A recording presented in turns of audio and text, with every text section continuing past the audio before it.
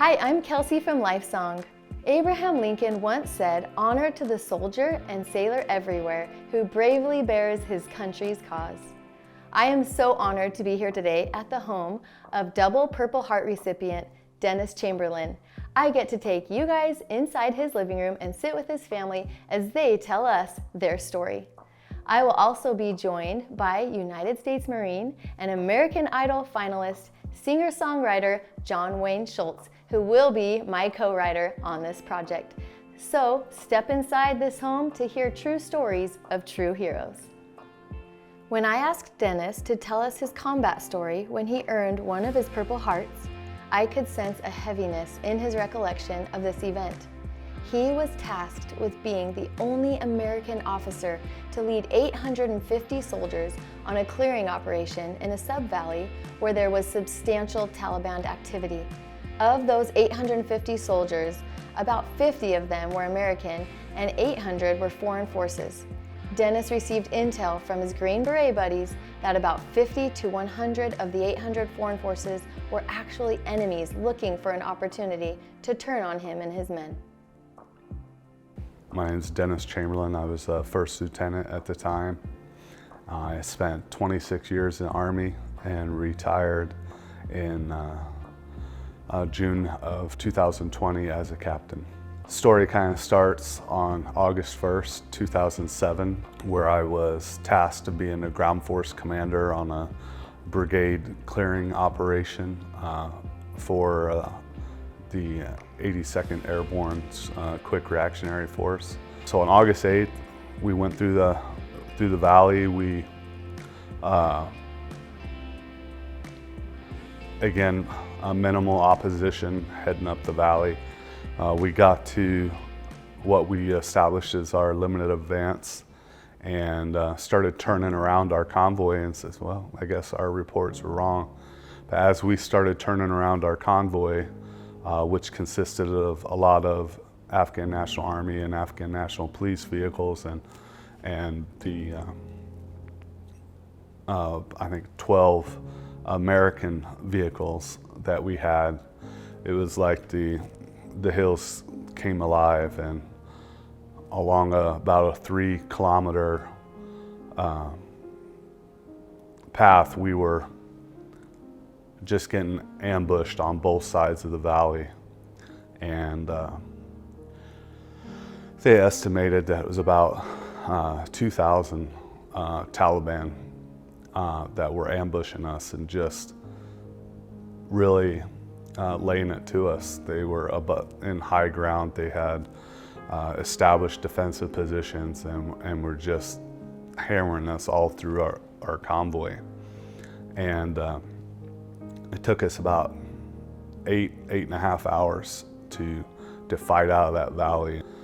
If they were able to pin us down and to keep us in the valley another hour, they could have very easily overrun us because we had just been out of ammunition. So it was a bad day. We lost some foreign fighters under my command, but we're very fortunate that no Americans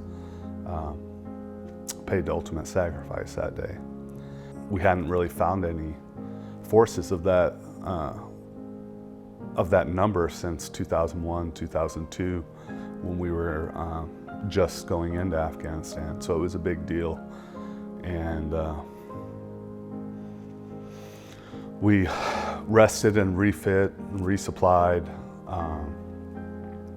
established a lot better plan to go up in there. And on August 10th, they asked us to clear the valley again.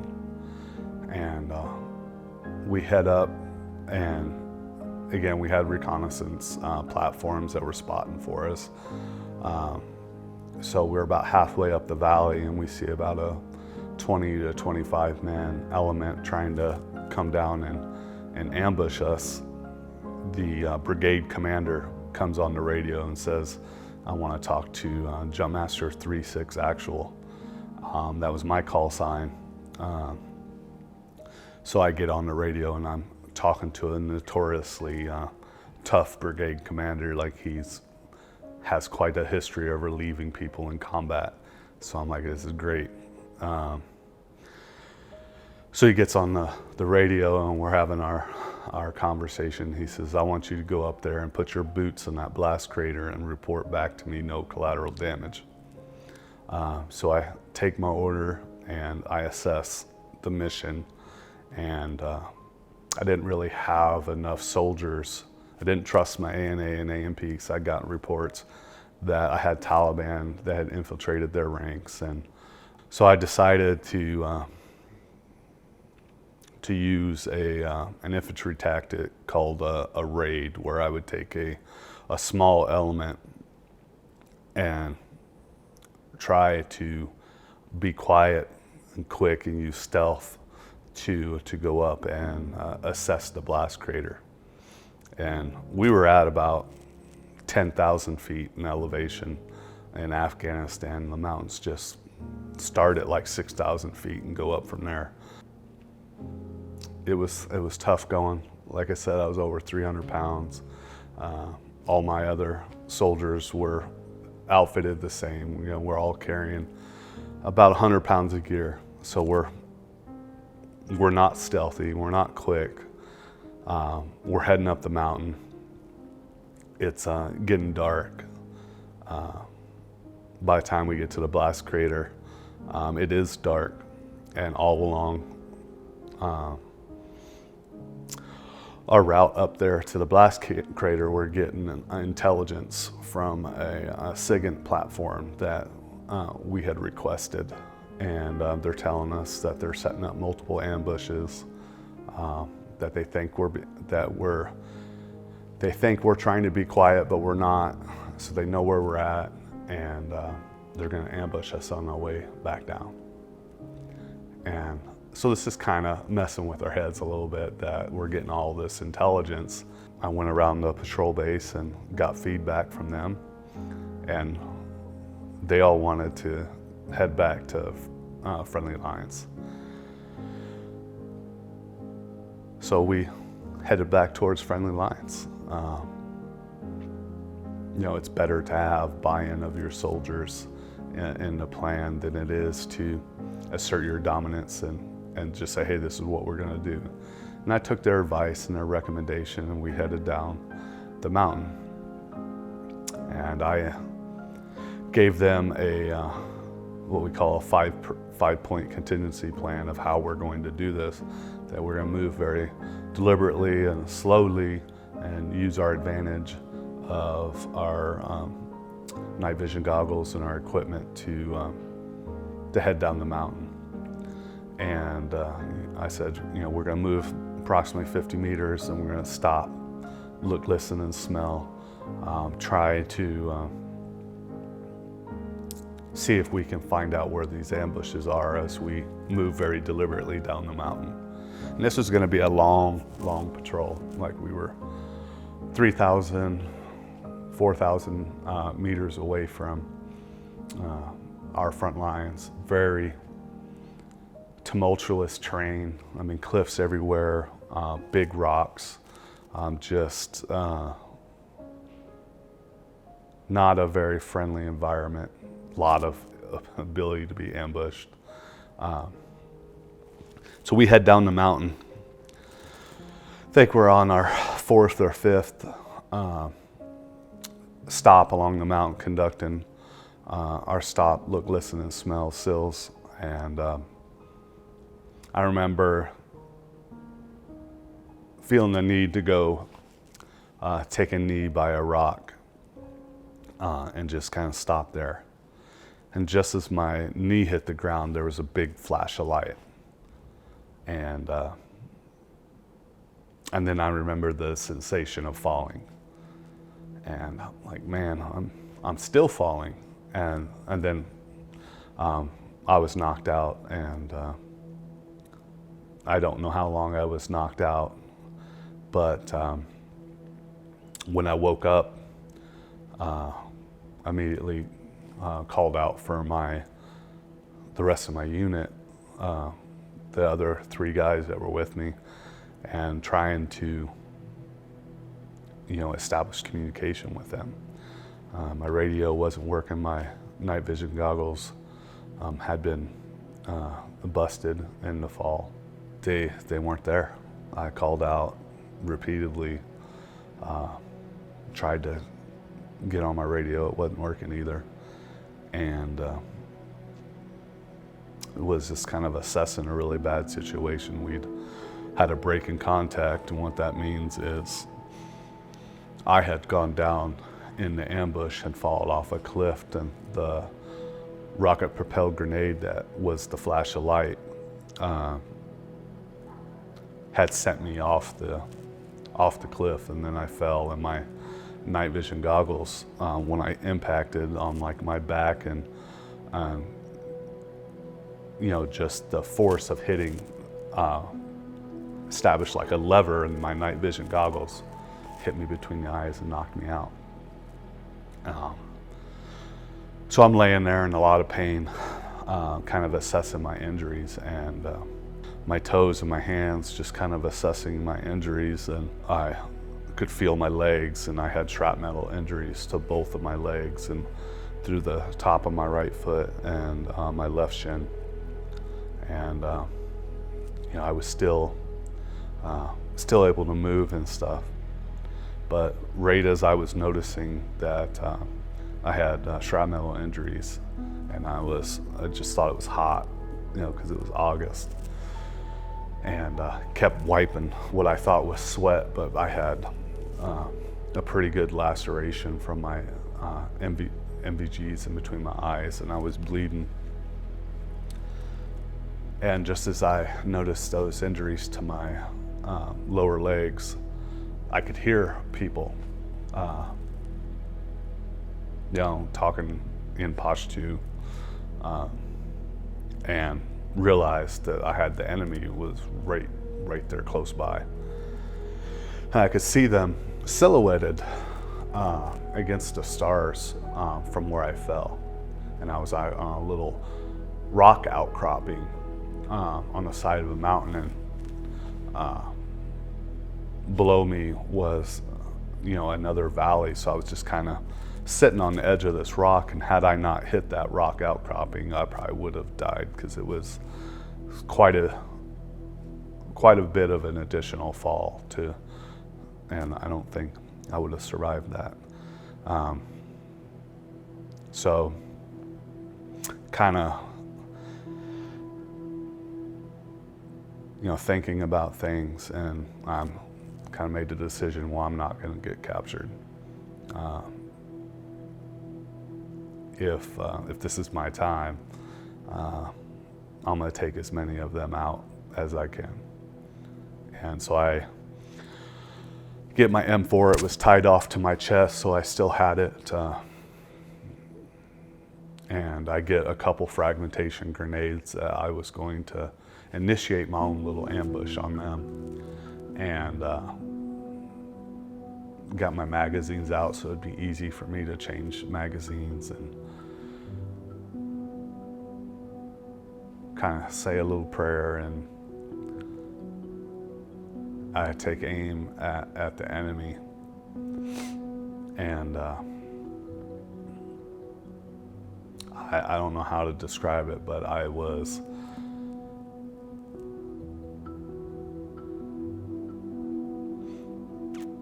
had a voice that was in my head telling me not to engage and not to ambush them. And I was like, wow, I must have really hit my head hard. I got somebody talking to me, and I'm trying to shake it off, and I'm like, no, I'm not going down without a fight. I'm gonna ambush them, and I'm gonna take as many of them out as I can. And the voice gets louder, and it's kind of all-encompassing, and just kind of shutting off all of my other senses, and just like commanding that I pay attention to it. And there was also this really odd feeling of, you're gonna be okay, that it just brought me peace. So I started paying attention to the voice, and it's like, don't engage. So I eventually stopped being hard-headed and listened, put away my grenades, put away my magazines, and the voice now, remember your training. You're going to be fine. You got this. It's like there's 30 guys that are below me, they're above me. I'm on a little rock outcropping. Like I'm screwed. I'm not going to get out of here. But the voice, first thing it did was tell me to fix my radio. And my radio was in a pouch on my chest. I reached up and touched my radio, and immediately it started working. And I was just amazed because in the mountains of Afghanistan, line of sight radios don't work. I was in a sub-valley of a sub-valley of a sub-valley, and perfect line of sight to a patrol base. So they were able to start giving me a real-time situation of what's going on the battlefield. And they were tracing us down the hill and gotten reports that we were ambushed, and they knew where I was. And I just remember, being able to talk to some fellow Americans just was really a comforting feeling. Even though I was surrounded, I couldn't call in artillery. We were too high for helicopters to come in and support me. And I contemplated calling in fire on my own position. And again, the voice is like, you got this, you can do this.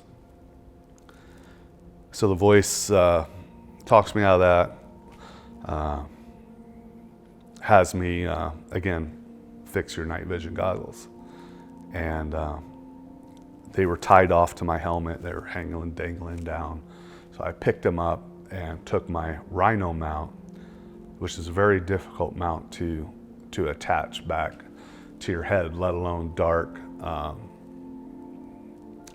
reached up, immediately plugged it in, and my night vision goggles come on, and they were the brightest, most clear. I could see like a football field away. I just couldn't believe in 26 years in the Army, my night vision goggles never functioned like that. They were always hazy. It was difficult to see. But that night, they were crystal clear, and just amazed me. And that voice talked me through escaping and invading, those 20, 30 guys. Sometimes I crawled, I ran, I just sat there, cried at times. And I can remember them so close, like walking by me where, I was being still and hiding. And I remember the sensation, and I'll never forget it, that they were so close that I could taste them. Like I could physically, their smell was so close that I was tasting it. And that, as a feeling to this day, I'll never forget. And that voice, over that 3,000 to 4,000 meters, talked me through a lot of sticky situations and got me back to my friendly forces. I didn't want to get medevaced. I wanted to stay with my soldiers. That was August 10th, and that was my first time I was injured. But I had a little brother pass away when I was younger, and I thought it was him. I thought it was him looking out for me. I thought it was an answer to my prayer. And from the 1st of August through our redeployment day in March, we were in about 300 firefights in that valley, mostly in Alisay, which was part of the Tagab Valley. And that voice was sometimes loud, sometimes quieter, sometimes just a feeling. And my soldiers used to kid me sometimes that how did I know to go left instead of right, or do this, and sometimes they didn't know the why, but they learned to trust me. And most of the time it was that feeling or that voice steering me in a direction. And we were very effective. We did a lot of good for Afghanistan. We were very successful in our missions, and we just kept getting more and more responsibility. Fighting along Special Forces soldiers and doing a lot of risky missions. There was other soldiers around me that paid the ultimate sacrifice, but none of my men. And I can only attest it to that voice that guided me. In addition to capturing Dennis's captivating story on film, John Wayne and I were also privileged to be able to go to his home and sit with his family in their living room and get any insight that they had to share about the experience. John Wayne was honored to fly all the way from Texas to be a part of it because it was so important to him to be able to look into the eyes of this double Purple Heart recipient and thank him for his service. Chloe, I'm so grateful that you're here with us today. You are Dennis's oldest daughter. Right. Okay. Well, what can you remember about the morning that he left on his deployment? Just the thought of he could have been hurt, but he wasn't. He made it out, he's fine.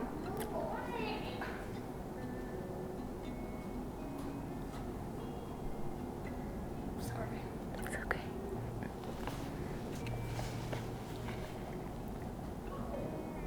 There's a picture of us hugging all together, me, Casey, and Cammie, because we're the oldest. And I remember that picture being taken and not even caring, because I was just so excited for him to get back home.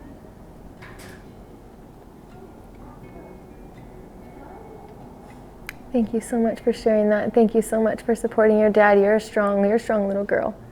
You were really brave too, just like your dad was. Do you remember anything that stood out to you in your conversations while he was overseas, in your phone calls or emails or letters? He always made a point to tell us he loved us, and I don't think I realized it back then. And I think I'm just kind of realizing it now. But he always made a big deal about saying goodbye, I guess. Not he something was gonna happen to us, but if something did happen to us, that would be the last thing that we heard is goodbye, I love you, that kind of thing. What are some blessings that have come from your dad being home, and the qualities that he obtained from being a soldier that blesses your family today? My dad, you hear the people that say my dad can do anything. Yeah. But my dad can literally do anything. However long they're in the military, they could be gone for months and months, years on end. And just your time is valuable. It's more precious to you. Yeah. Nobody wants to be in a military family, but when you're in a military family, you come to realize that the sacrifices that they're making and that you're making is for the good of all. Wow, so even as a little girl, you sensed the weight of the importance of what your dad was doing. One of the things that I was told when I served was that you have 3 names on your chest, and that is the U.S., the United States, we the people. You have the the branch of service that you're in, and then you have your last name on your uniform. And we were told that you're not only representing a nation of people, you're representing your family whenever you serve. And I love that because people don't realize how much of a sacrifice it is for family members like you to have someone to support them in the armed services. And so what are some of the sacrifices that you've had to make? I guess, you know, like when you're a child and you have like those daddy-daughter dances, or we would have donuts for dad in the morning. We went to a like public school in Gilbert, so we had donuts for dad every year. And for like the years that like our dad wasn't home, we would have to go with our grandparents. You're sacrificing time and memories, essentially. Yeah. Well, I just want to say thank you for sharing your story, because it's men like you that inspired me to walk into that recruiting office and say, this is what I want to do, and sign me up. And I've always thought growing up, like, where are all the good men? You know, and I look at all the things happening around me in the world, and I always thought, where are the good men at? And when I joined the military and I got with my unit, I found them. I found where the good men were. And if our eyes could only be open to see all of the chariots and the horses and all of those who are with us that can't be seen to help us fight the battles, that's truly humbling. Now John and I are going to hope that that same sacred voice that helped Dennis survive on the battlefield will help us write this song in just 24 hours. So one of our biggest challenges is finding the theme that we want for the song, because he's a hero, he's a dad, he's a husband, he's involved in his community, and we have like the combat aspect, and then we have the parental aspect. And so what are you kind of feeling like is the direction we need to take? You know, I was thinking about that when I was listening to him talk and tell his story, and I think,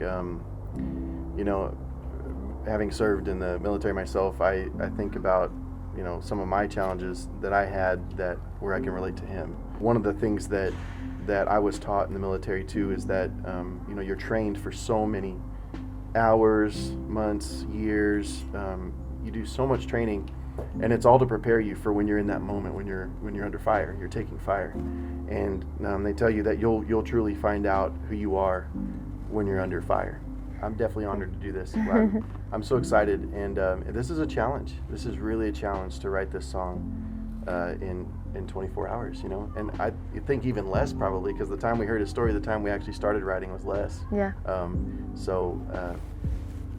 I hope we do it justice.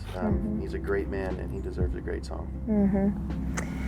One element that I think would be kind of neat to make our song unique compared to other military songs is maybe having a spot in there where like civilians like me can relate to the message. And so since a big part of Dennis's story was that he was listening to God speak to him, that's something, to be his best and to be able to save his band of brothers, to save his family, to save our freedom. And I'm wondering for you, when you were doing the interview last night, did it hit home to you? Like when you were listening to his stories, were you reminiscing on yours and your feelings that you were relating to him? I did.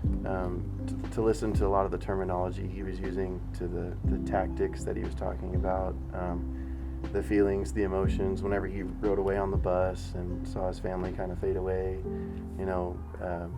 as he left, and all those emotions for sure.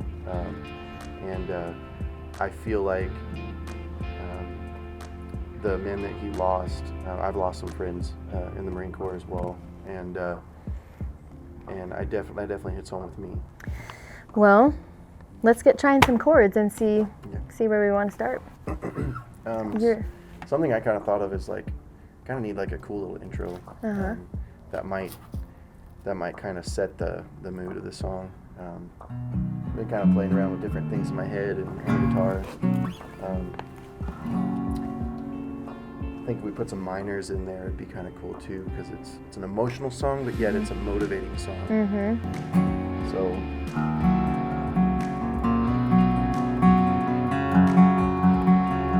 Yeah, that's catching my attention. You like it?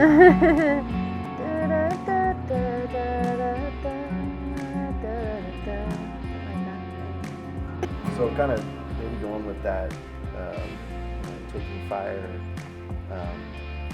in the fire, under the fire kind of thing. I just got like misted with voice. It's not. Same with me. Oh, under the fire. He heard you say that, so he's wanting to spray you, cool you down a little. Thank you very Thanks, much. bud. I appreciate that. Yeah. So, it's great. You never know where your inspiration is going to come from. Yeah, of course not. Yeah, of course not. As far as the verses go, what's something you think we should talk about in the verses? When Chloe, his oldest daughter, spoke, I was just so touched by what she shared, and it was so raw and real and genuine and just from such a deep place in her heart. So, I mean, some of the things that she talked about were the things that memories, that weren't able to be made, that they'll never be able to make at the daddy-daughter dance, or the other thing, the donuts for dads and the campouts. Those were some things that she mentioned. Wow. That daddy-daughter dance thing, that hits home for sure. That does. Another daddy-daughter dance that I had to miss. I like that. Okay. Another daddy-daughter dance I had to miss. I like that. Okay. Here we go. Yeah. Nice. Yeah. Thank you, sir. We good. Hey. Hey, we're so excited to be here today in awesome Chandler, Arizona at Clamsville Studios with John Herrera. He does incredible work. Thank you, John. He's hard at work, so his eyes are focused on the job.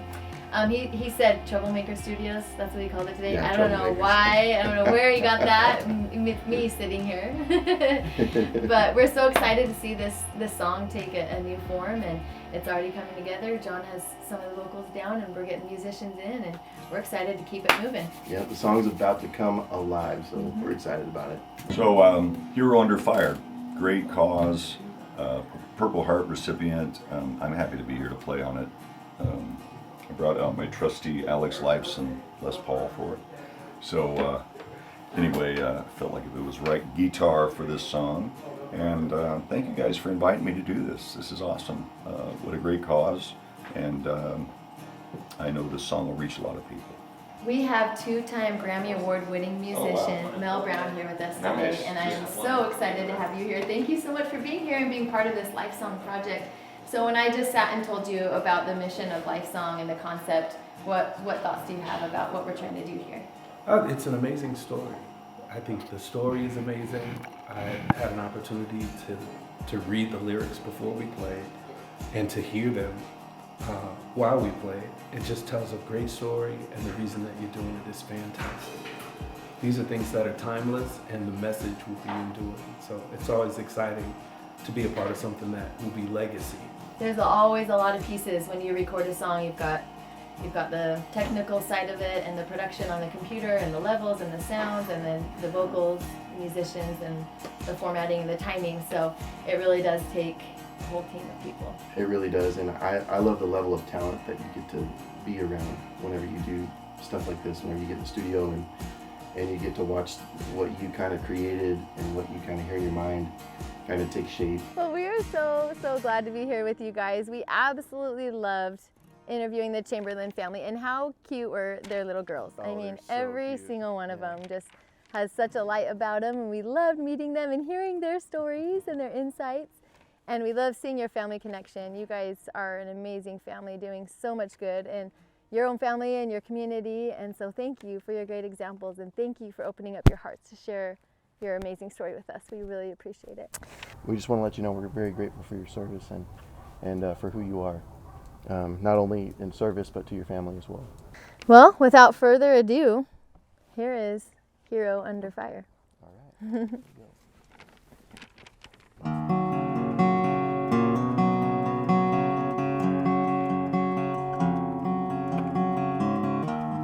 Another daddy-daughter dance that I had to miss.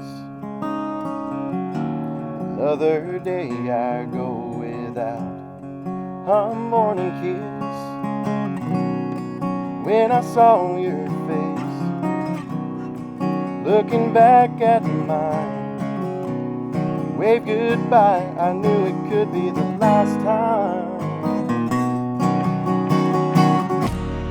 When a shot burst out of the dark and I'm falling so far, I hear a voice saying in my head, don't forget just who you are. A hero under fire.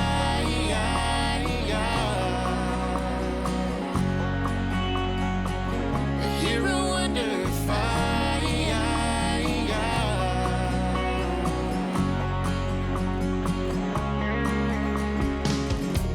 At home I'm dead, but here I'm called Jump Master 3-6. My band of brothers by my side, through the thin and thick. Sometimes I run, and sometimes I crawl, but for you I'll risk it all. When the shot burst out of the dark and I'm falling so far, I hear a voice saying in my head, don't forget just who you are. A hero under fire.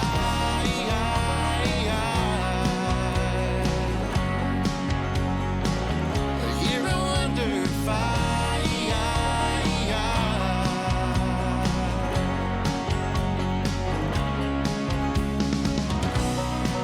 It's my destiny to keep you free. Oh, it takes me to my knees. When the shot burst out of the dark and I've fallen so far, I hear a voice saying in my head, don't forget just who you are. Who you are. A hero under fire.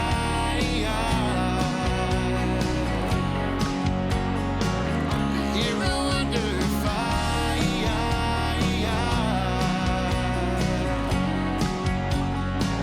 A hero under fire.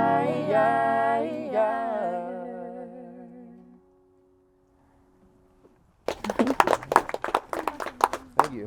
That was amazing. You like it? I loved it. I want to hear it again. So, Well, it turned out amazing. well, thank you. Thank you. It really touched me. You even incorporated a lot of my story and like some of those tender moments. You know, I can't tell you how much I appreciate it. Absolutely.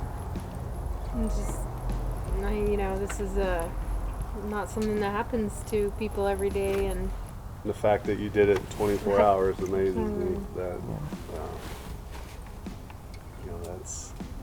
that's a feat for sure. Absolutely. Not without that voice prompting us. The same voice that you talked to us about. Like that daddy-daughter dance about got me. I was like, all right. So I'm glad it got more upbeat because I've been over here crying. I'm with you. I'm with you. As this story comes to a close, I hope that you can garner appreciation for our military and also realize that each one of us can have the courage to be a hero under fire. You heard it here at LifeSong, where your story is music to our ears. I listened to the song. I mean, first, it was very emotional for me because they took so many experiences, whether it was Miss and Daddy Daughter dances or the sensation of falling, the bright light. I mean, these are very impactful situations that have all this emotion around it for me. So it was truly an emotional journey listening to the song for me. And I don't know, I could correlate it to the challenges in life, and that we're all on a journey. And this song takes me through that journey. And although it was one of the worst nights of my life,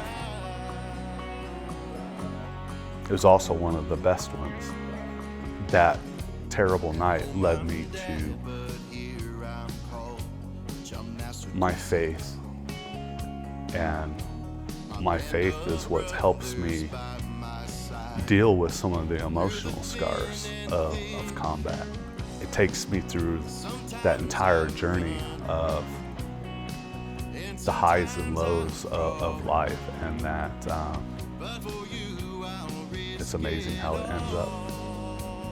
And I also want to thank John Wayne Schulz for his service to our nation and his family's contributions. That it takes all of us, and I truly appreciate Kelsee and John's contributions to telling my story.